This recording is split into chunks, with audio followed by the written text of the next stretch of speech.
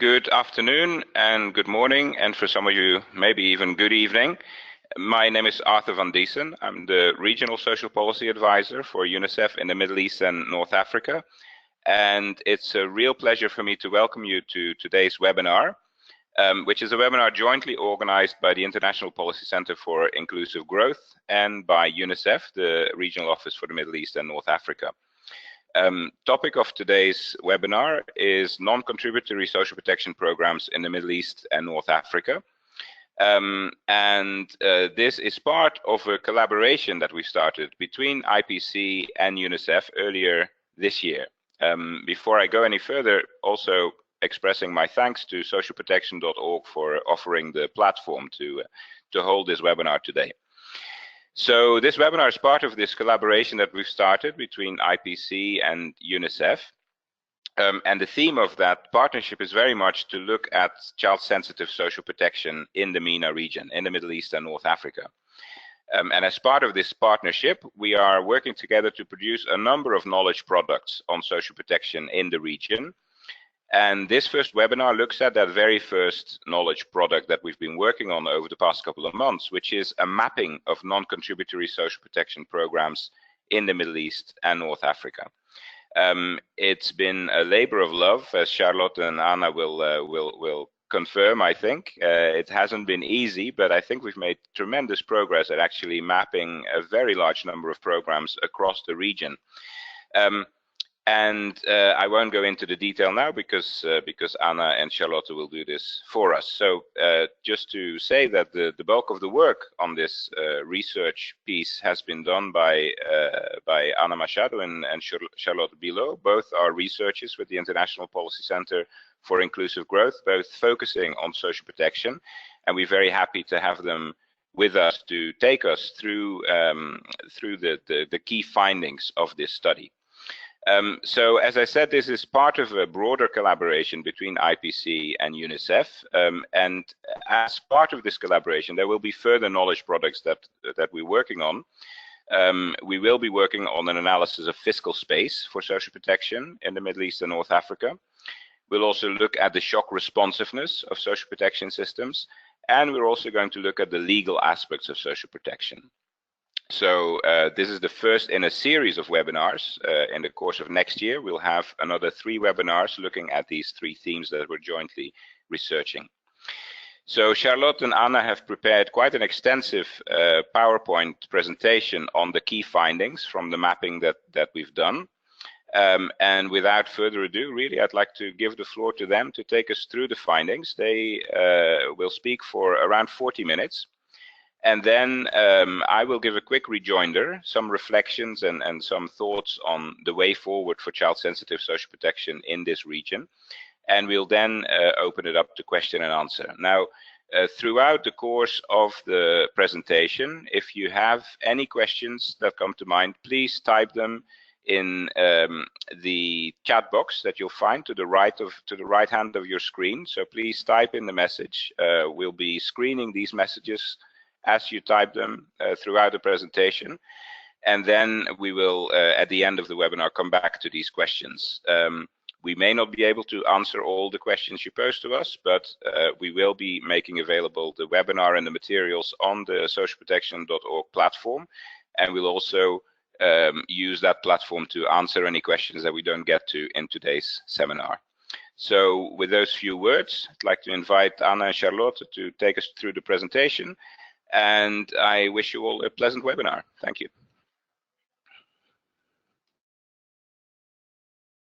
Good, and greetings from everybody attending the webinar. We are now starting with today's presentation, and I will start giving a little bit of what you're going to do today, and also presenting the first part after I hand the presentation to my colleague Charlotte. So could you go? Yes, thank you. As After just introduced it, we are here presenting the inventory of non-contributory social protection in the Middle East and North Africa region. And by presenting it and with this inventory, we want to contribute to a regional assessment of social protection in MENA And that's what I'm going to do. I'm going to present a little bit of the overview in the first part, and after you go through the second bit, which is the child sensitivity and the design features mapped among those policies, and when Charlotte will be explaining a little bit better. If you can move next, please. So this is the summary of a forthcoming publication that is expected to be launched at the beginning of next year. And just a few words in the background of how we developed the study. We did an extensive desk review of official documents, reports, and policy documents regarding the non-contributory social protection programs in the region. After the review, our results were also checked and reviewed by project partners such as UNICEF country offices in the region and also UNDG Working Group on Social Protection. So thank you.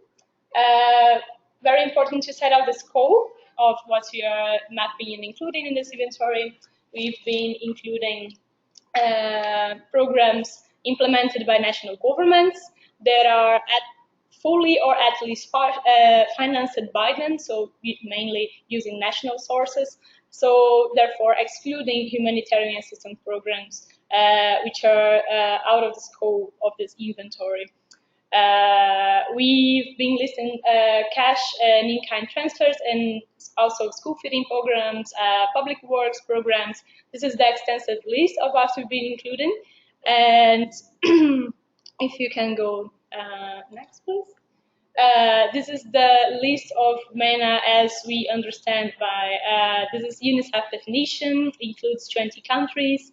And as you can see, we have a very diverse region in terms of human development and also cultural aspects and importantly, population. So looking at the, next one. Looking at the population and a little bit on demography of the region, you can see that we have very large countries such as Egypt, Iran, Algeria in terms of population, but also very small, like at the bottom, very bottom, Bahrain, Djibouti, but important commonalities among them. So the population in the region is predominantly young, and we have countries in which the population share of under 18 can get up higher to 40%. So that's the case of Sudan, Syria, Yemen, just to list a few examples. So if you can go next, please. Here is talking about children and setting out the importance of talking about non-contributory social protection. We have a recently launched study on multidimensional child poverty in the region, which will be explained a little bit further in the second part when we talk about the child-sensitive dimensions of those policies. But it's important to set out this context and consider that 1 in 4 children in the region, considering this study that had 11 Arab states as an object of study, they actually suffer from multidimensional poverty. So we can see that child poverty is severe in many countries, and also as extensively reported, and those my colleagues from social protection area can also have concrete evidence that social protection can contribute to break this intergenerational cycle of poverty among generations, and also reduce the socioeconomic barriers so that children can reach their well-being. So although we know the importance, whoa, that's a very huge intervention. Sorry. Getting back here into the importance of social protection, giving a little bit of information on coverage.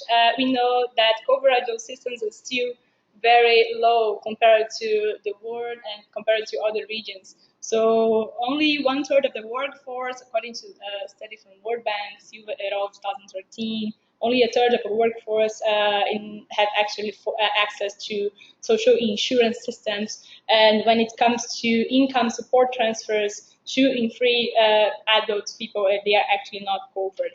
So if you can move next. I'm going now to set out 3 important messages to understand the context of non-contributory social protection in the region. The first of it is the relevance of subsidies and also subsidy reforms that have been taking place in different countries over MENA. So although subsidies are widespread and present in almost all countries, as included in this inventory, we also saw that countries like, just to list a few examples, Iran, Jordan, Morocco, Egypt, and Tunisia, they have been passing through reforms to phase out and reduce the levels of energy and food subsidies. And along with this process, we also have seen the introduction of new flagship programs aimed to mitigate the impacts of the subsidies removal. So that's the case, for example, of Iran's Targeted Subsidy Reform Act, introduced in 2010 in Iran. And you'll be mentioning a few other examples as you go through the explanations. So we can go next. The other important message that also correlates to social protection is the matter of ongoing conflicts in several countries in the region. So in those countries, and as we saw as relevant to mention, but not exclusively sadly, Yemen, Syria, Iraq, you see that social protection systems were partially or very severely affected, and most people, they have lost access to social protection. So both in the case of IDP, so internal displaced people, and refugees, we can consider that they have very little access to social protection, or either in their countries or in countries in which they ask for refuge. And also from UNHCR estimates, half of those IDPs and refugees in the world in average are children. So that's also important to our agenda, our scope. When you talk about sharp responsive social protection, we'll be looking at in a further study as anticipated by AFUR. But we see some interesting cases in which national social protection systems have been ceding some of their main features, sometimes even important data sets on registries of poor families, for example, in order to support humanitarian cash assistance programs. That happens quite often. That happened in a few programs in Yemen, and they are reflected in this inventory, as we see that they are using national social protection system features, or in some other cases like Libya, there are other programs that have been planned to be handed out to governments after the stabilization of the conflict. So in those cases, we have included humanitarian or emergencies interventions, but they are just very few. If you can go next. The third and last message to keep in mind when talking about non-contributory social protection in MENA is the role of Zakat. So Zakat is based on the Muslim principles of solidarity and social justice, and as those countries in the region are have a very large Muslim population, we have seen that it's actually present in almost all countries. But it's important to ask when Zakat was considering the study and inventory. So not all cases, because we're referring to national government-provided social protection. In six countries in the region, we found that Zakat collection is regulated by the state, and we have, for example, or either ministries organizing and exerting a relevant decision-making power in terms of decisions on what to allocate Zakat funds, but also providing important, channeling the resources through the social protection systems. So just to mention a few examples, we have the case for the National Zakat Fund in Jordan, and also the Zakat Fund in Sudan, which is one of the largest in the region, reaching almost nearly a bit more than 2 million families. So they were indeed considered as relevant for the region and also included in this inventory. So thank you. Getting more onto this overview, and to give you an idea on how extensive this mapping exercise have been running through this last month, we have mapped more than 100 programs in the region. And with this graph, you can see the prevalence of types as we found. Important to mention here that programs the types can actually overlap.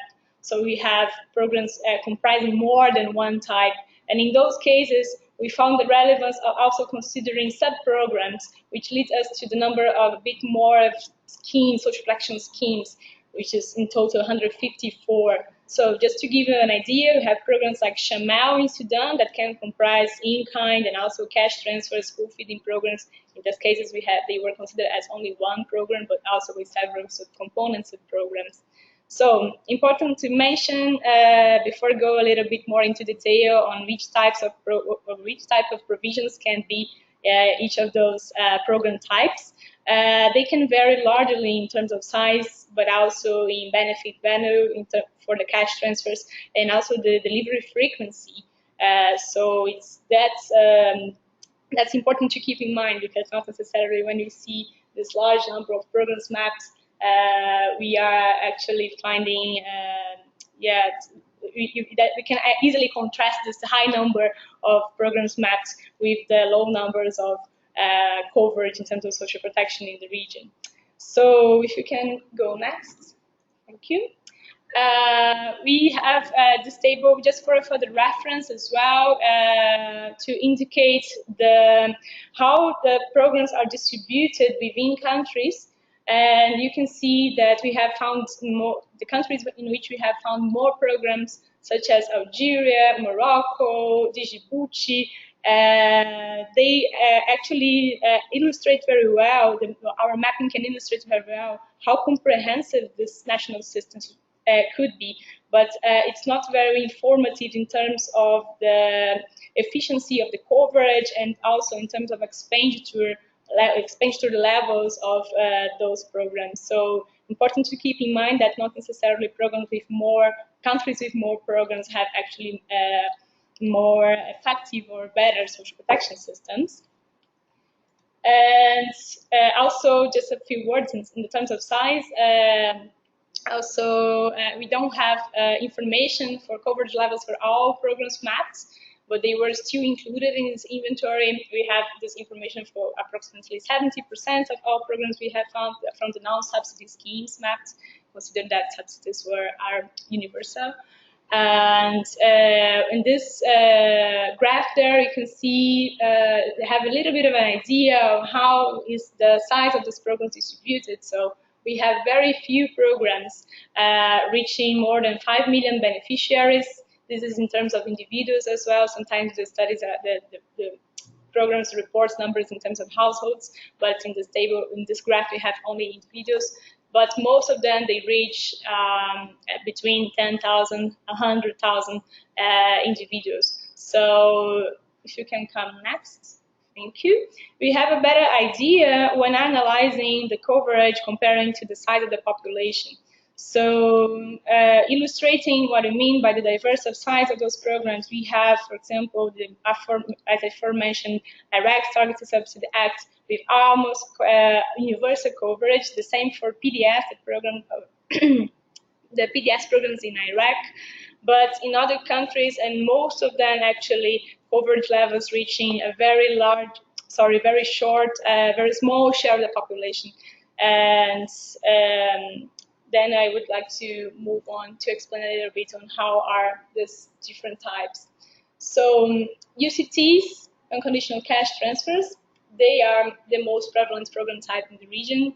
At least one of our country study, they have at least one form of UCTs, but cash transfers, they can be very diverse in terms of the way they are provided, and especially in terms of target populations. So we'll be looking more at target populations in a while, but just to give you an idea, they can be provided as family allowances, usually directed to poor families, also emergency benefits then provided in an ad hoc basis, and others are provided to very particular groups, such as people with disabilities, widows, orphans, and this will appear more when we talk about the target populations.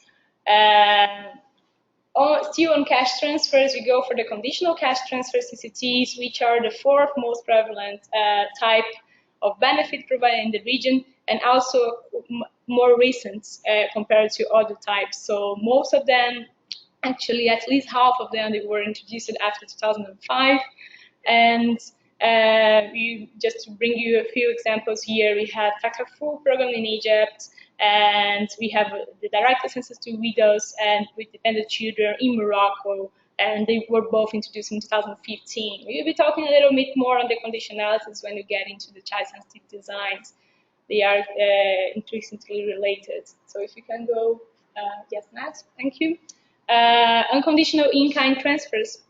They are the second after unconditional cash transfers. They are the second most prevalent program type.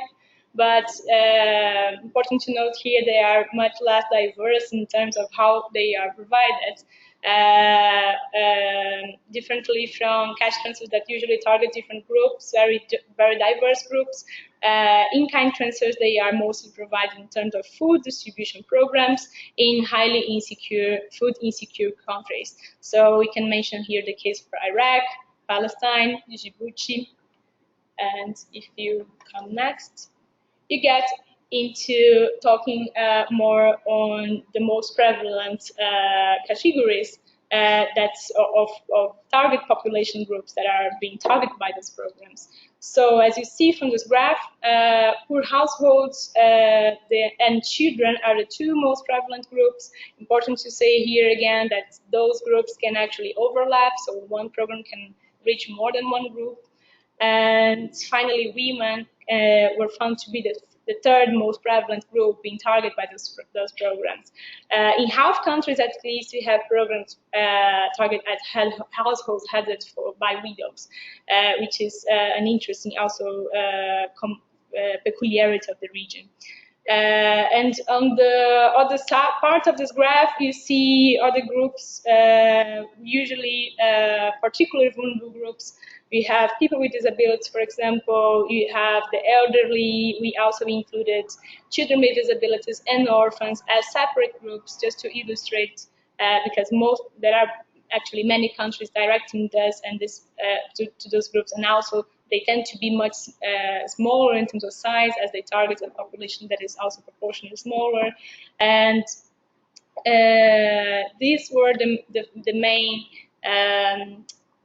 Actually, we have one more slide here. If you come next, please, just to complement this analysis in terms of the population groups. We have also mapped the targeting mechanisms. Important to see here that categorical targeting means stats and geographical. They appear as the three most prevalent targeting mechanisms used.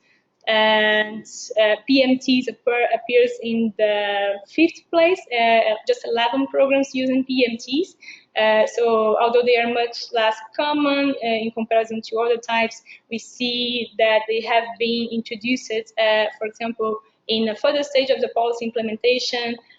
One case interesting for analysis is Yemen Social Welfare Fund, in which they started with categorical and then implemented a PMT as a sort of a way to improve the targeting accuracy of the program, and other programs that more recently have started already with a PMT since the very beginning of the implementation. So Takafu again is another example. We also have the PTP program in Lebanon.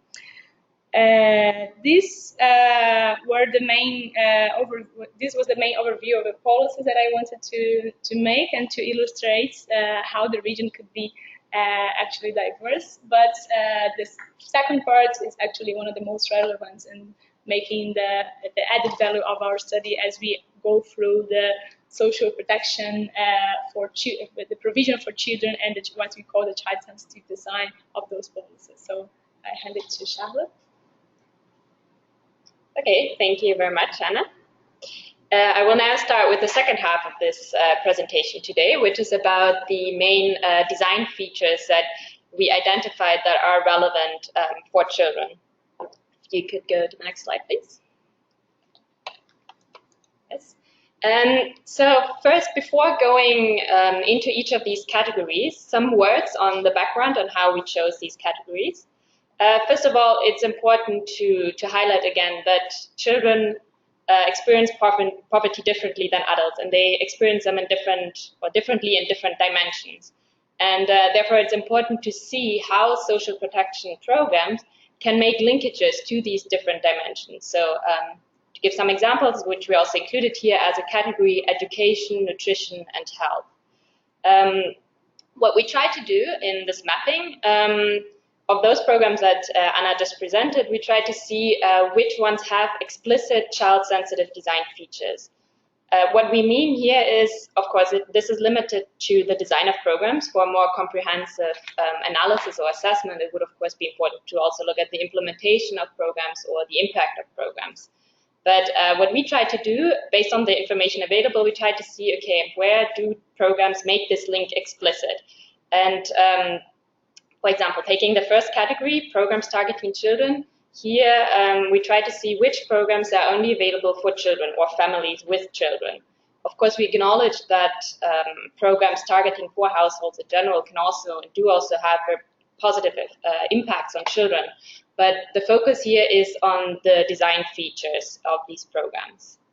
And next slide, please. Here, an overview of the different categories. You can see the blue bar, 66 programs were found to explicitly target children. This is followed, the orange bar represents those programs that are related to education. Then those cash transfer programs that have a varying benefit scale. And then the upper two ones are those related to nutrition and health. And I will go through each of this category now and provide some examples. But here, it's important to keep in mind that those categories can overlap, meaning one program can have more than one of these child-sensitive design features. Go next, please. Looking at the first category, so the programs that do explicitly target children, we found actually that all countries have at least one program targeted at children. Half of them are school feeding programs. And half of them are cash transfer programs. And what's one important message here is that actually most of those programs that target children explicitly are for either school-age children or particularly vulnerable groups. So we see that of all 66 programs that target children, 23 alone are targeted at orphans. There are a few exceptions of programs that specifically target under 5 years old or preschool-age children. Some cases or some exceptions are the social safety net in Djibouti, but also the civil insurance program in Jordan. And as I mentioned, half of those programs targeting children are cash transfer programs. And here it's again important to keep in mind that they can vary a lot in terms of size. So just to give one example, we have the Social Welfare Fund in Yemen, which before the conflict reached 33% of all children in the country. But we have a lot of other programs within this category which are much smaller in scale. Just to give one example would be the National Aid Fund, the cash assistance, which reaches about 3% of all children in the country. Coming to the next slide, please. Thank you. This graph is just a way to illustrate the number of programs compared to per country, compared to those programs that explicitly target children. So you can see here the blue bar, they represent the total number of programs per country. And compared to that, the orange lines are those programs that explicitly target children. And this is just a way to illustrate that actually these two are not necessarily correlated, meaning that if we look, for example, at the case of Qatar, for which we mapped 12 programs, we found only 3 of them are targeted at children. Whereas for the case of Morocco, we found 9 programs in total, but 6 are targeted at children. So this is just to illustrate that these are not necessarily correlated, these two numbers. Next slide, please. Thank you. This table is to complement the previous graph. What we try to do here is we try to show per country the types of programs that target children. So we try to use a color scheme here to identify those programs that are cash-based, as you can see in red. And yellow are those that are in-kind-based. Green are educational fee waivers, and blue are healthcare-related benefits. Again, as I mentioned already, most programs are cash transfer programs. And if we look, for example, the first 2 rows, Iran and Jordan, are the ones for which we mapped more programs. But again, the sheer number of programs did not necessarily tell us anything yet about the comprehensiveness, as some of them can be rather small in scale. And go to the next slide, please. Thank you. And now looking at those programs that make an explicit link to education, we found that actually this was a quite common category compared to programs that are related to education or to nutrition or health, sorry, which I will explain in a bit. We found that all countries in the region except for 3 have at least one social protection program supporting the access to education. 13 of those were school feeding programs, 5 were educational fee waivers, and 8 were conditional cash transfer programs. A few words on CCTs, on conditional cash transfer programs. They can vary a lot in terms of design regarding the conditionalities. Some are conditional only on school enrollment. Others actually verify school attendance as well. So there we also see quite a diverse scenario within CCTs. Some example of CCT's Moroccan Tafsir program, which was designed to minimize school dropout rates in the poorest region of the country.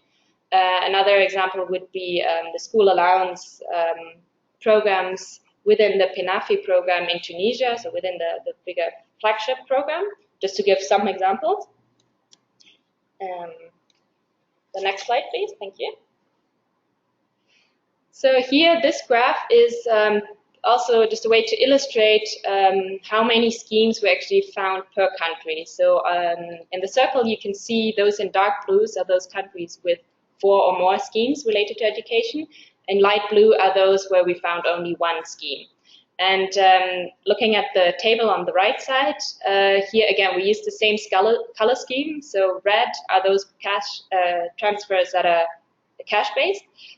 Looking at the first row as an example, Algeria, we found 1 conditional cash transfer programs, 2 in-kind transfers that are related to education. So in the case of Algeria, school supplies and, for example, books. We have also 1 school feeding program and an educational fee waiver. And can go to the next slide, please. Now, the next category that we looked at was those programs that support access to health. What we included in this category here is that, for example, cash transfers that are conditional on health checkups, but also non-contributory health insurances that have a specific component for children. Overall, we found fewer programs in this category. Only 8 out of 20 countries have a program in this category. And of the 11 programs that we mapped, 3 were insurances, 2 were healthcare benefits or programs providing healthcare benefits, and 3 were conditional cash transfer programs. Again, just to give some example, the Takaful program in Egypt, for example, requires 4 visits by mothers and children under the age of 6 in health clinics. A noteworthy example would also be the civil insurance program in Jordan, which covers all children under 6. It's a non-contributory health insurance and covers all children under 6, regardless of their nationality, so Jordanians as well as non-Jordanians. And we can go to the next slide, please. Again, the circle here illustrating the number of schemes related to health per country. We see actually on the right side of the circle that there are a lot of countries that for which we did not map any program in this category. We have 3 programs, as you can see in dark orange here, that have 2 schemes. And if we look at the little table on the right side, we see in blue are those healthcare-related programs or insurances, and we only have 3 here. But as you might remember at the beginning, Anna, we showed that we mapped in total over 10 health insurances in the region. The reason why only 3 are included here in this category is because only 3 of them make this explicit, have an explicit focus on children. And we can already move on to the next slide, please. Now looking at programs that either provide food items for children or link other programs to nutrition interventions, we found that actually in 13 countries there is some form of those programs. Most of them, again, are school feeding programs. but we also found 4 in-kind transfer programs. Most of the time they provide milk to children. As an example would be the public distribution system in Iraq. A few words just on school feeding programs, as they appear quite often in this classification. School feeding programs are actually, we found them in half of all countries in the region, and in low but also in high income countries. So we've mapped them for Saudi Arabia, but also, sorry, for Saudi Arabia, but also for countries such as Djibouti. And interestingly, those programs have, in some countries, have been in existence for quite a while. An example would be Egypt, where it's been in place since the 1950s and also has quite high coverage numbers. So in Egypt, it reaches almost 60% of all school-aged children. And yeah, just to add on school feeding programs, we know, of course, that they do not only provide a regular meal, but also can help to incentivize school attendance. Just another example to add here would be the school feeding program in Djibouti, which also takes into account girls' lower school enrollment rates in rural areas, and therefore provides extra take-home ratios for girls. Yes, the next slide, thank you. And now looking at, again, the the distribution of programs per country. You can see again in yellow in the little table on the right that most programs are in-kind related. Quite obvious because they're school feeding programs. And here I'd just like to highlight again that school feeding programs, of course, exclude children of preschool age, but also children that do not attend school. And we see, again, there are only 2 programs, if you look at the circle in orange, or 2 countries, excuse me, that have 2 or more schemes. Looking at the table again in red, we see 2 cash for work programs in Djibouti and Yemen. Those are quite interesting cases, actually, because the cash for work programs in these countries are complemented by nutrition and health interventions for pregnant and lactating mothers, or mothers of young children. So this is also an interesting case to illustrate here. Now, we come to the last category, which is about, here we looked at cash transfer programs that have a varying benefit scale. So that pay, for example, higher benefits to households with more members or more children. And we consider them as child sensitive here because they take into account higher expenditure levels of larger families and in some cases even of older children. So in the case of Morocco in the Taysir program, but also Takafu in Egypt, we see that that the benefit level actually depends on the age of the school grade of the child. And in the Gulf region, this was also a quite common feature. We found that for quite a few financial support programs where the cap was also in some countries actually a lot higher than in others. So in some of the Gulf countries, we found a cap of up to 10 dependents, whereas in most of the other countries, it was about 3 or 5 dependents. And with this, I would already like to come to the conclusion of this presentation. A few words on, what are the conclusions that we can draw from this mapping. As Anna showed in the first part of the presentation, we find that still most programs target individuals that are unable to work or that live in households without a male breadwinner. And this can be explained by this, heavy reliance on categorical targeting. However, the problem here is that this excludes children of, for example, working families that do not fall within these categories. So this is an important message that we would like to highlight. Also, what I tried to show in the second half of the presentation is that actually we found few programs that are linked to health or nutrition. We found more linked to education. But when we look at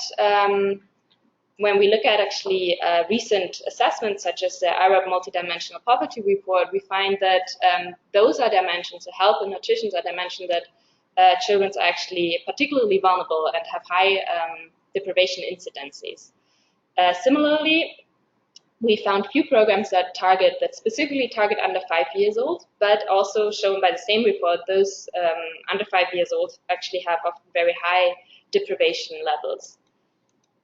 And finally, we hope we made this clear. This analysis was based on design features and it was based on a desk review, but we did not include impact evaluations.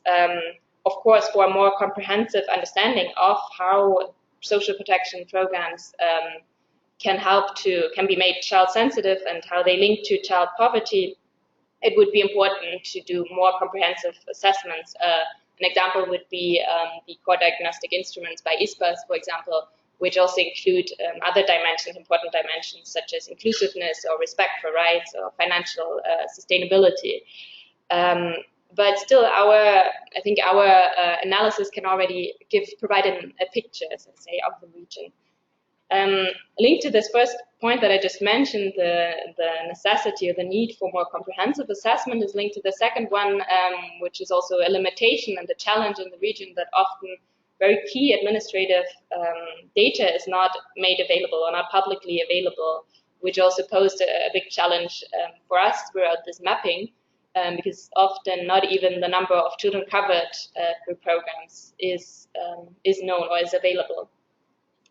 And very lastly, we can say that we saw the introduction of some major flagship programs throughout the past years. An example would be, for example, the Takaful program in Egypt, and that does target families with children. However, we think there's still a long way to go in order to make the existing programs more child sensitive and also expand them in terms of their coverage. And with this, I would like to give back to Arthur. Thank you very much. Just before, here's a slide on the references for those interested. And a final observation again, all program-related information that we cited throughout this presentation will be available in the forthcoming publication. Thank you. Thank you so much, Charlotte and Anna, for this presentation, but also for the huge amount of work that's gone into pulling all of this together. I always think that a good piece of research always raises more questions than it provides answers, and I think we've got exactly an example of that. I was thinking actually as you made the presentation, and also looking at some of the questions that were coming in, it's almost like you've opened a window on a beautiful forest, right, with hundreds of flowers and lots of plants and interesting animals, and it looks amazing. But after you look at it for a while, first of all, you get a bit confused. And secondly, you start thinking, okay, well, actually, I want to know more about each of these flowers and plants and animals. So that's obviously the research agenda that's ahead. So let me spend a few minutes reflecting on the presentation, but particularly taking you through how this all links to how we actually make social protection systems more responsive to children's needs and how we make them pro-poor. And the first thing to say there is that obviously the countries in the region are very diverse. Charlotte and Anna already referred to this. They're diverse in terms of their macroeconomics, in terms of their political settlement or their social contract.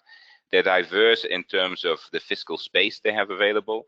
They're also diverse in terms of their child population and the specific aspects of poverty and vulnerability that the children face in that particular country. So obviously it would be futile to try and set out one single recipe for all the countries in this region that prescribes how the social protection systems can be made more child sensitive. But there are actually 5 general principles or 5 steps that I think all countries in the region could usefully consider in order to start building social protection systems that address the needs of children better. And the very first of these steps is that we need to understand child poverty and vulnerability much better than we do at the moment. Fortunately, there have been a whole host of child poverty studies in this region already. With the support of UNICEF, there are now about a dozen countries in the region that have completed a child poverty analysis. And we also have a regional report on child poverty that's coming out just now, but there's a lot more that needs to be done. One important aspect is that we actually need to understand child poverty at different ages of the child. And what these child poverty studies that we've done in the region show very clearly that the kind of deprivation faced by a 2-year-old may be quite different to the deprivation that a school-going age child faces or that an adolescent faces. So really, truly understanding poverty and vulnerability along the life cycle of a child is critical to then ensure that social protection systems really address poverty and vulnerability. So we have a lot of studies already. What we need to move to is that these studies get done on a routine and regular basis by the governments, by the governments in this region, so that there is a continuous stream of evidence on child poverty and vulnerability that can really inform social protection system design. So that's the very first step that we need to take. We're halfway there, but we need to do much more. Second step has to do with an assessment of how well current social protection systems are actually serving children. So we know children's poverty levels, we know how children are deprived in what particular aspects of their well-being. Then we need to assess how well the current systems are addressing that poverty and vulnerability.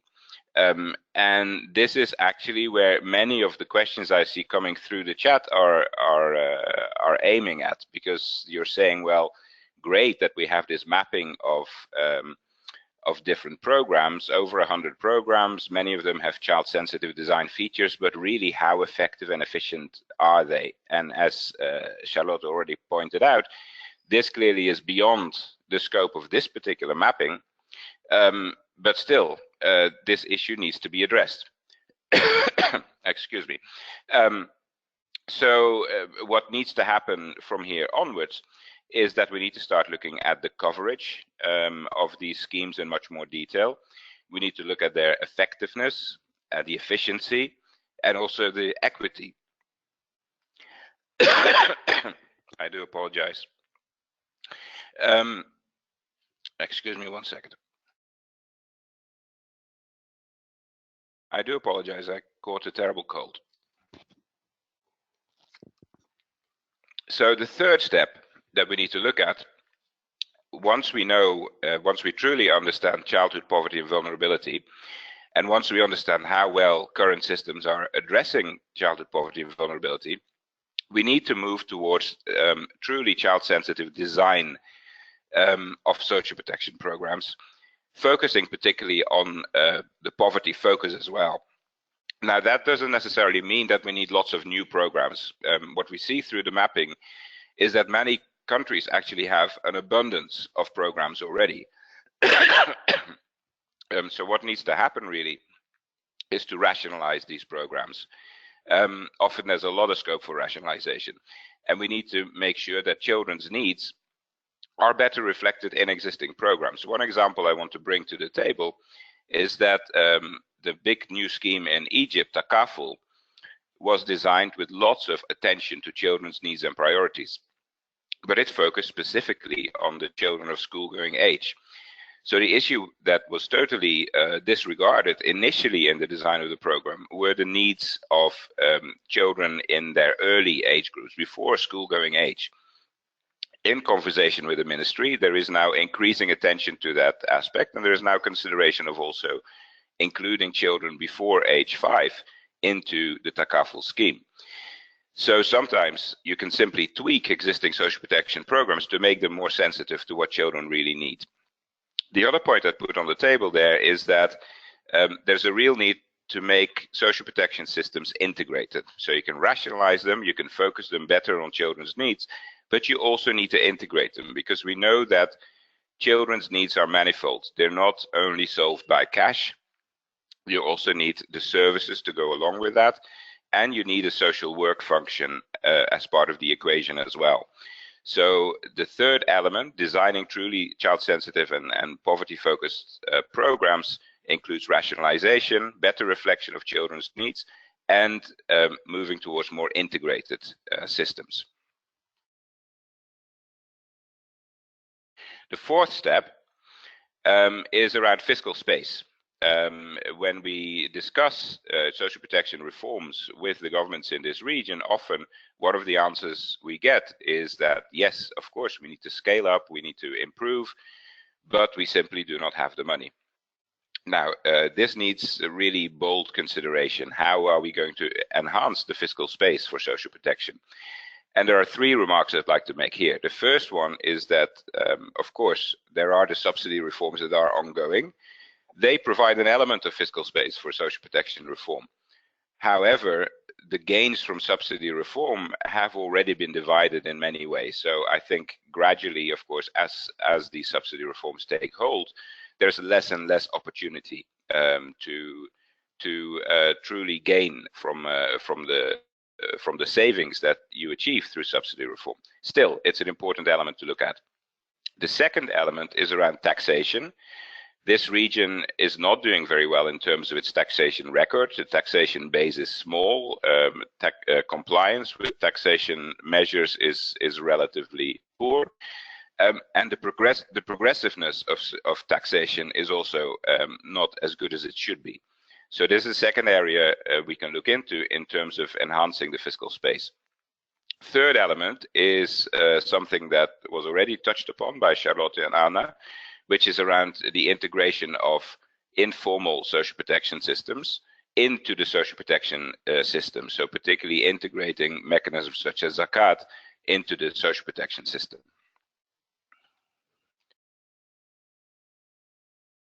So the fifth one, and the final step, is around enhancing the shock responsiveness of social protection systems.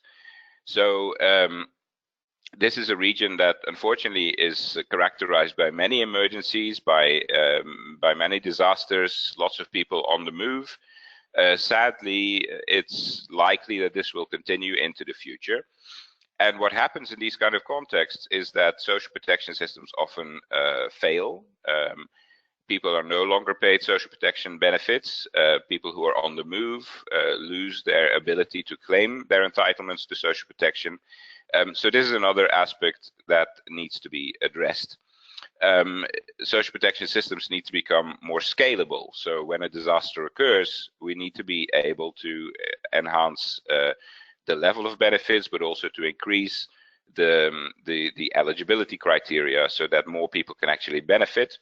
And we need to also address the resilience of social protection systems so that social protection benefits actually become more portable, and that there are fiscal buffers that are built in order to make social protection systems portable as well.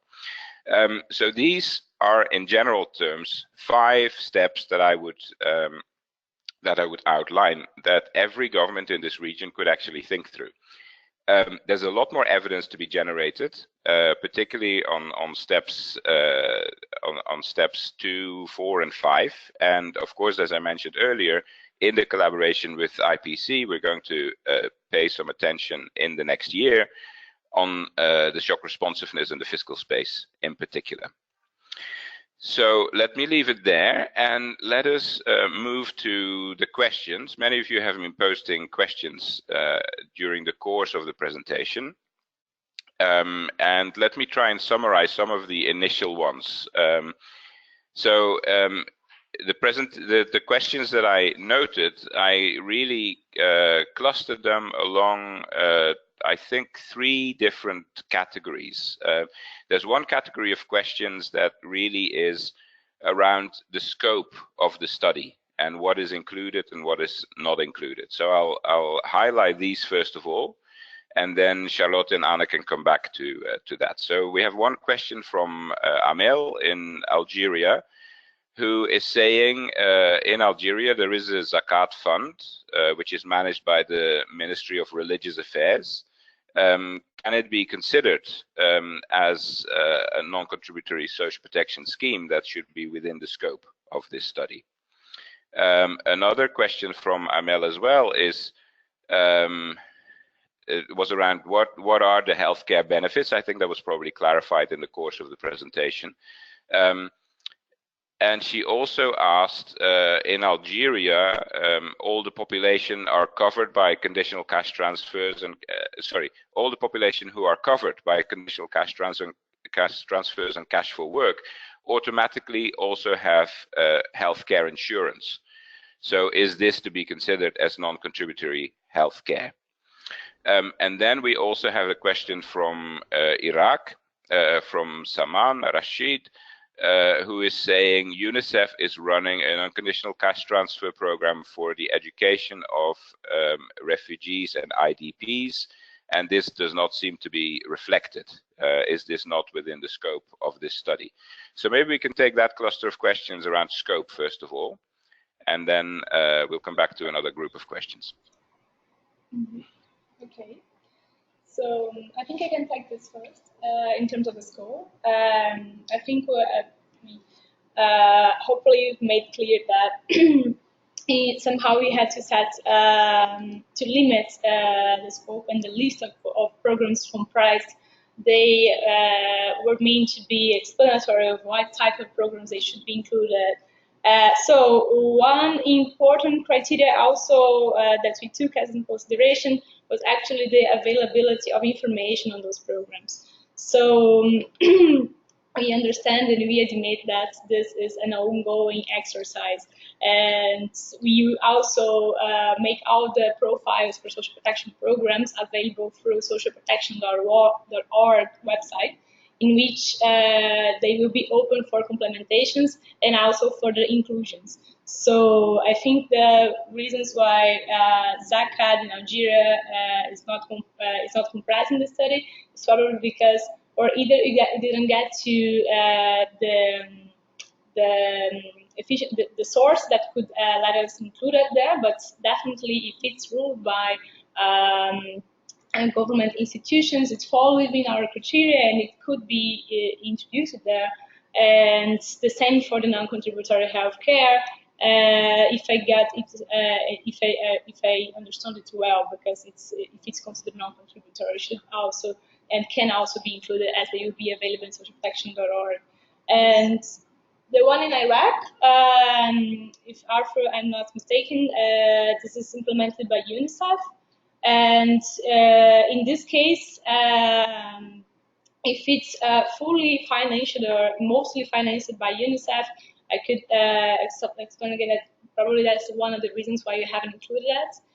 You're only including programs that are at least partially financed by governments or implemented through their national institutions. So if you have any elements from the national social protection system that's supporting somehow those interventions and emergency benefits or international schemes such as those from UNICEF or World Bank, they were only included in this, taking that into consideration.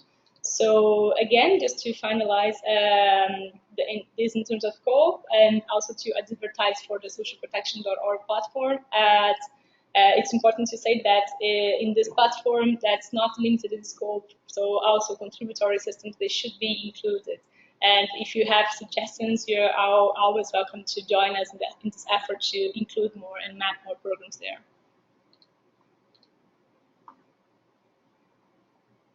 Thank you so much. Questions are coming in hard and fast, so that's fantastic. Keep them coming. There's a cluster of questions that has just come in, actually from many corners. Many people are asking around refugees and IDPs. So refugees and internally displaced people. So in this region, obviously, there is a lot of people on the move, a lot of children on the move. So questions I'm getting around that is, first of all, are migrant children and migrant refugees included in this study? And if not, why not? Secondly, did we look at the accessibility of national social protection systems by IDPs and refugees? Yeah, so those are the two key questions, I think. So maybe we can focus on that for a moment.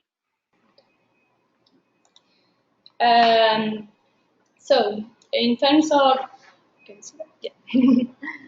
on the matter of IDPs and refugees, yes, we know that's a relevant matter for the region. And as long as we have passed through the analysis of programs and the features, in the forthcoming publication, there is a specific line just for the analysis of actually who are the benefited groups. And I can anticipate for you that from looking at that's not enough to address the needs of IDPs and refugees. So in certain programs, but very few, as we even aforementioned, the one in Jordan, the civil insurance program, which is a health insurance that has a non-contributory component. Yes, it would include both Jordanians and non-Jordanians, but it's not the case for most programs, which are only available for nationals. For migrants, it's actually a very relevant concern also in the Gulf countries, in which we can see that the social protection mapped and provided are mostly available just for nationals, which is a quite prevalent feature among those programs as well. So what is there in terms of provision for refugees and IDPs in some other cases is mainly humanitarian assistance.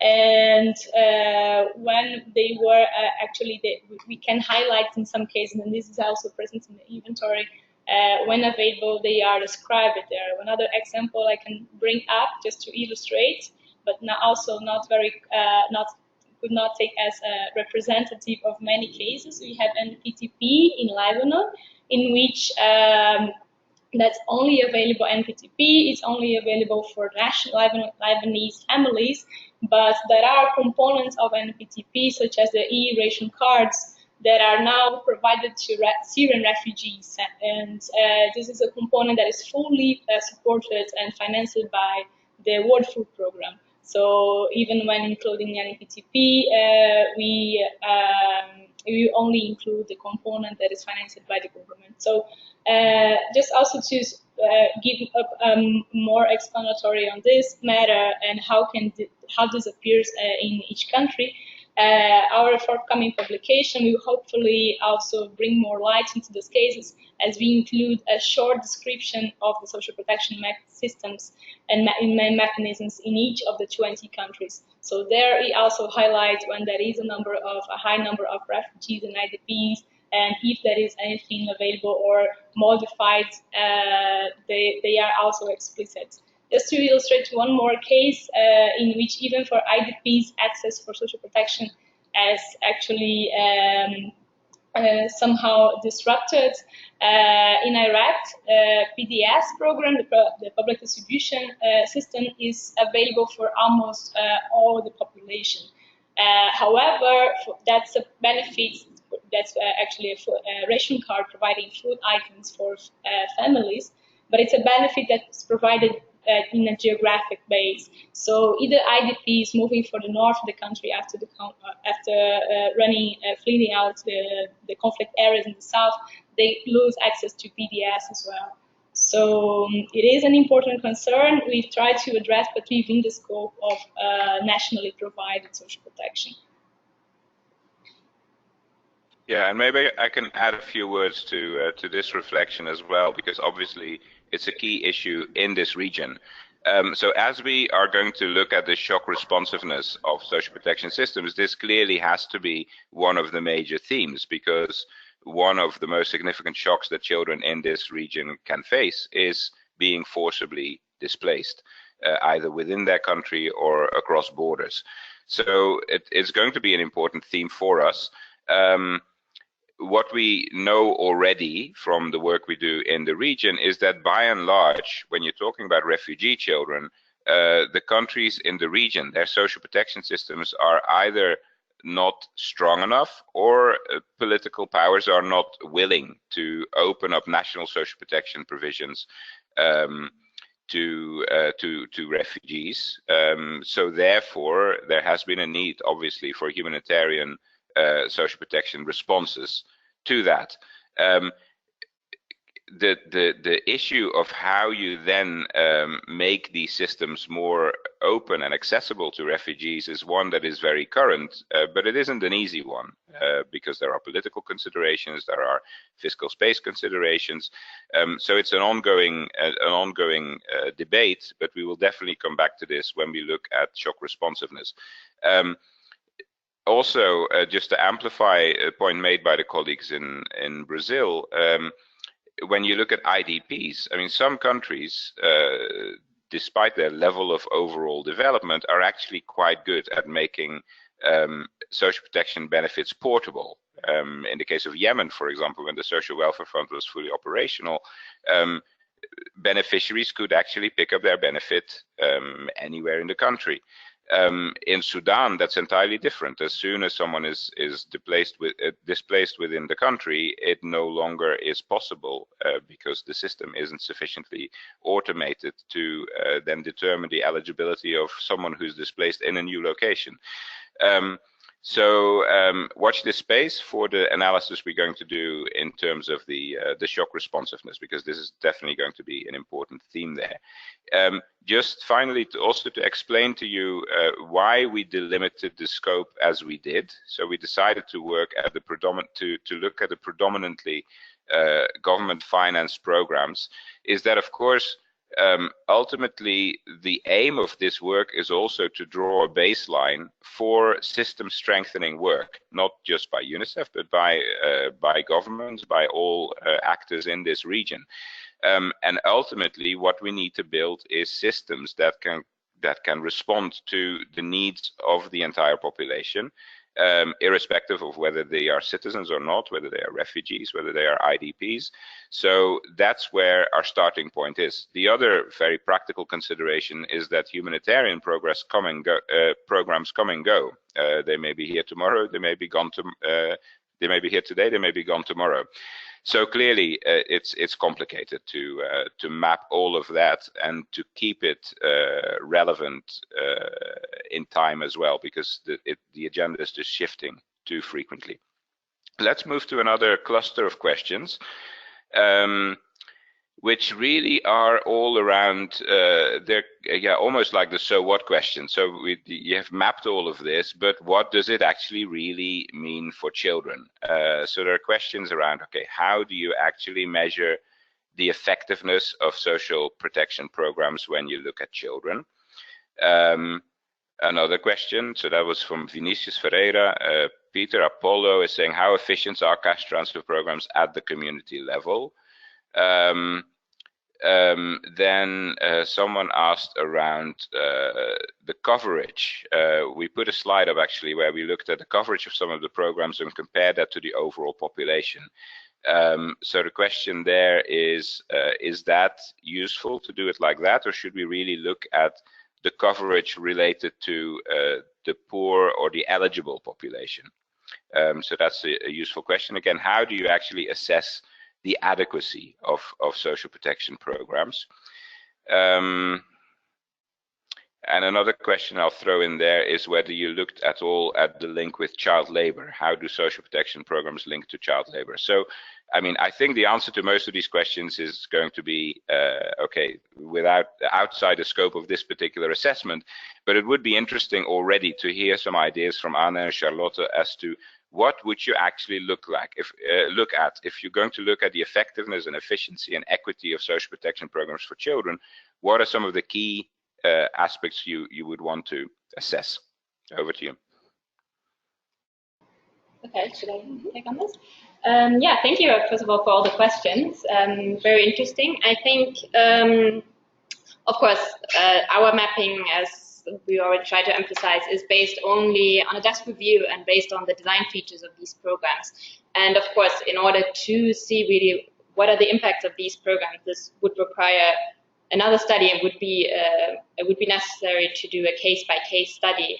But I think some of the more in-depth analyses could, for example, also be a more in-depth, targeting analysis. So what we did, we tried to see only what are the main targeting mechanisms used, but it would, of course, also be interesting to see this on a case-by-case study or on a country case study how those actually excluded. I think there the last slide by Arthur also showed the relevance for more in-depth and comprehensive poverty understanding. I think there is still also a long way to go to link these two. So not only to map the existing programs and to analyze existing programs, but also to match this with poverty assessment in the country to really identify the poorest.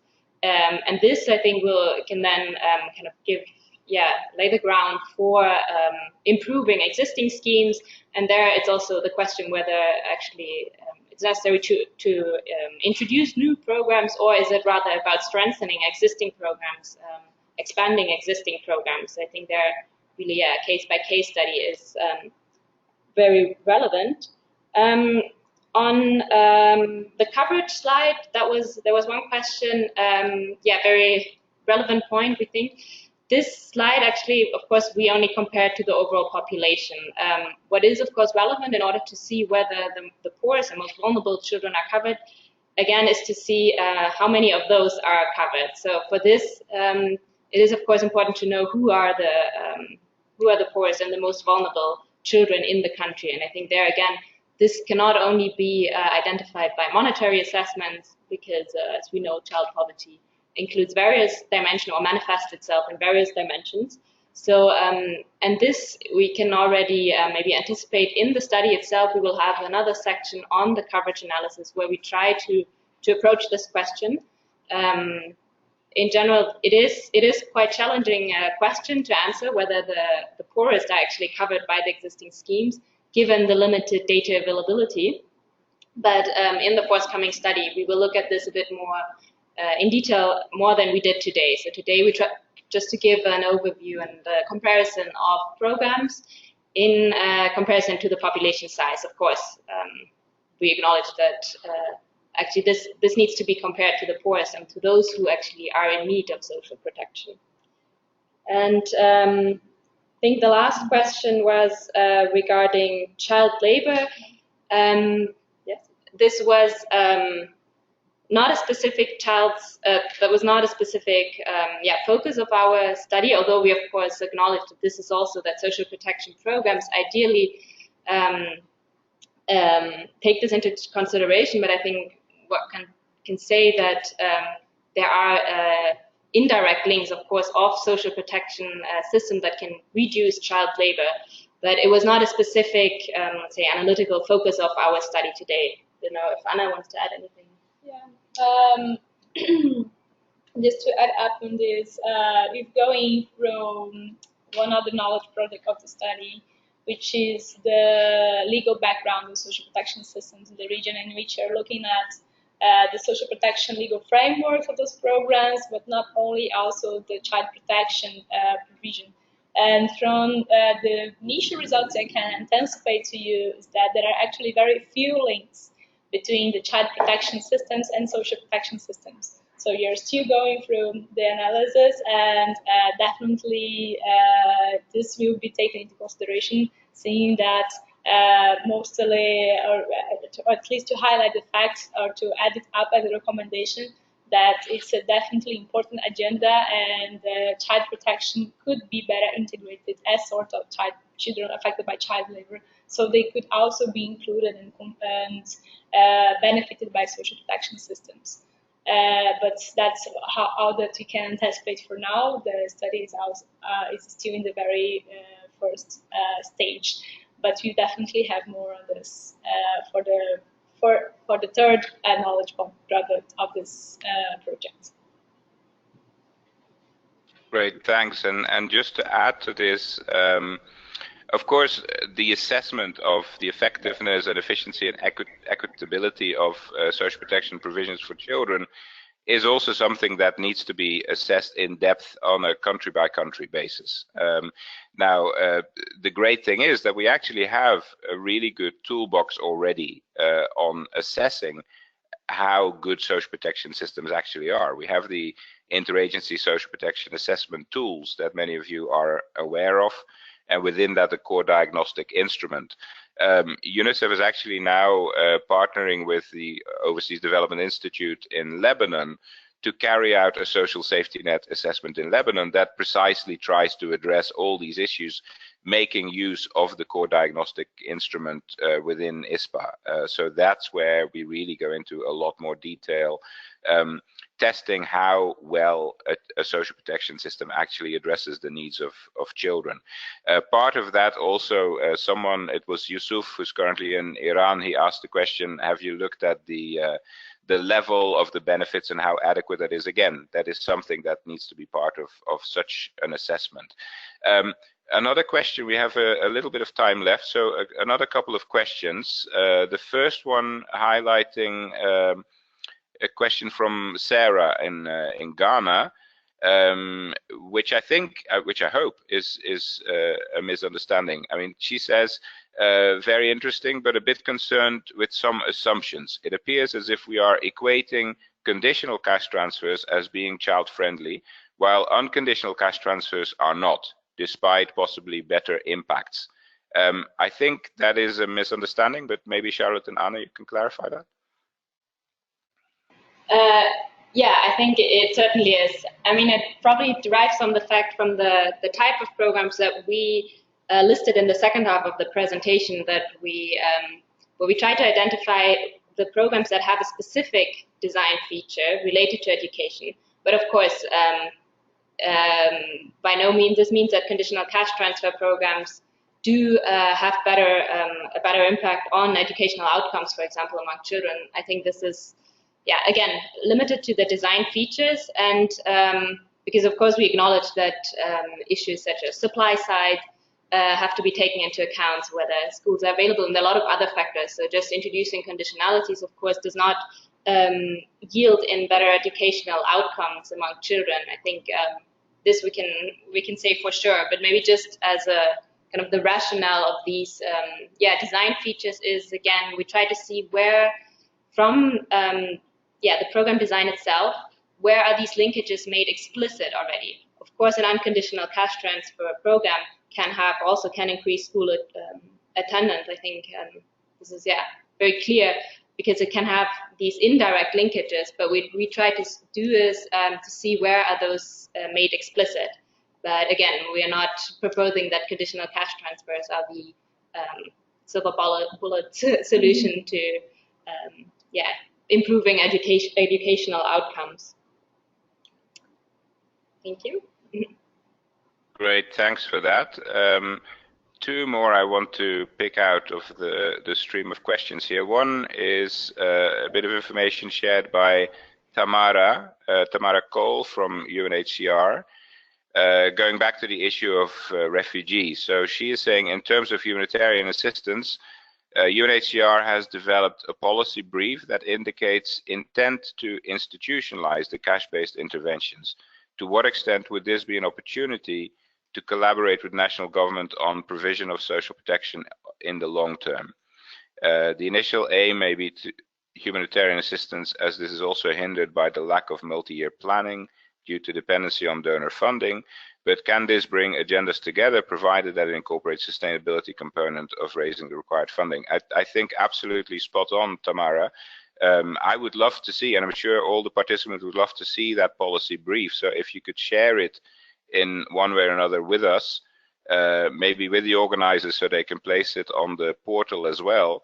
I'm sure many would be interested to see that, and I think you're absolutely right. Often these humanitarian cash transfer programs do provide an entry point, and we've seen that in UNICEF programming around the region as well, where in Lebanon, for example, the cash transfer for Syrian refugee children to promote education has raised some interest in the national government to see if something like that might be replicated for Lebanese children who are at risk of dropping out of school as well. And there are many examples like that. So definitely, absolutely agree, and please share the policy brief that you're referring to. Also, of course, all of this is very much in line with the thinking that we arrived at in Brussels. You'll recall the conference we had on social protection in fragile contexts and for forced displacement in Brussels in September. You can still find actually the live streams, the recordings of the live streams on the socialprotection.org platform. I was at that conference. I was quite struck actually with the amount of consensus that was emerging that we need to build systems to address the needs of people who face forced displacement and provide social protection responses through those systems.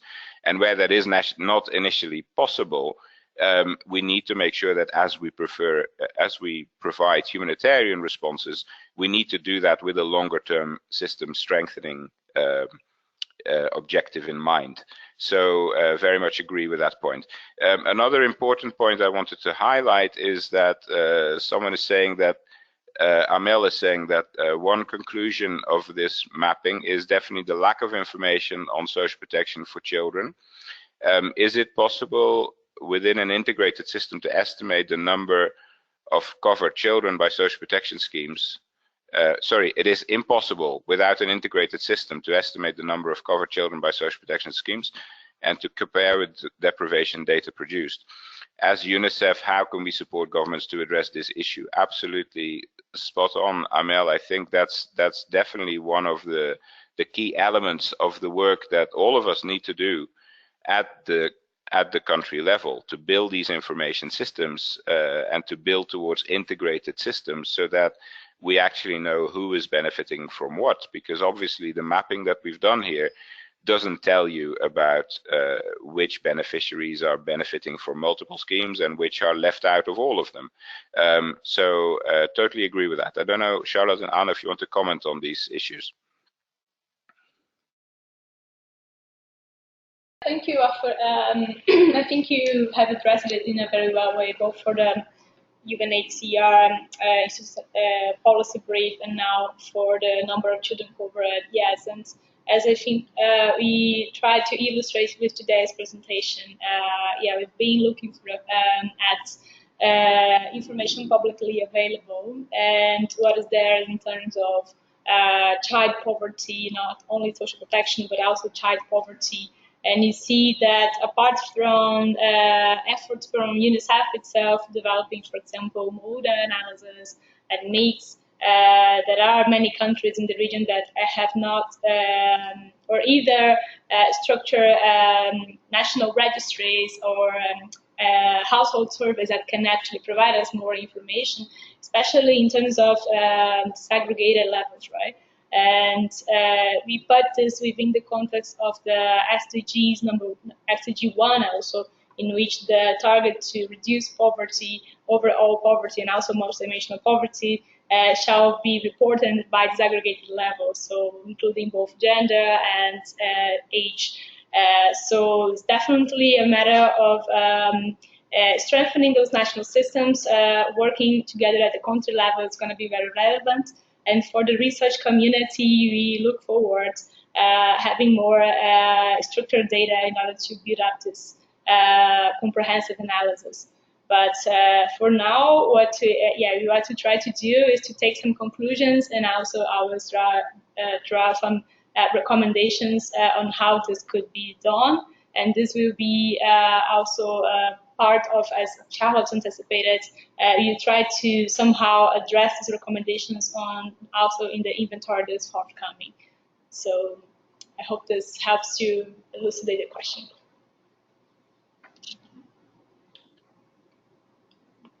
Great, thank you very much. I think we're gradually reaching the end of the questions. I think we have addressed most of the questions you've raised. We will go through it once more in detail after the webinar, and anything we did not address, we will address online on socialprotection.org. As we're running out of time, I think we will conclude at this stage. I'd like to thank Anna and Charlotte for their presentation. I'd like to thank socialprotection.org for offering us the facilities. I'd like to thank all of you online for listening patiently, and I'd like to apologize for the mishaps during the webinar. We had things falling from the wall in Brasilia. We had nasty coughing fits in in Amman. I think it just goes to show that we're all vulnerable and in need of some protection sometimes. So with all of that, I'd like to thank you once more, and please stay tuned for the webinars we will have next year. And of course, we will share with you as soon as it is available early next year, the full publication on this mapping as well. So thank you very much, and hope to connect to you again very soon.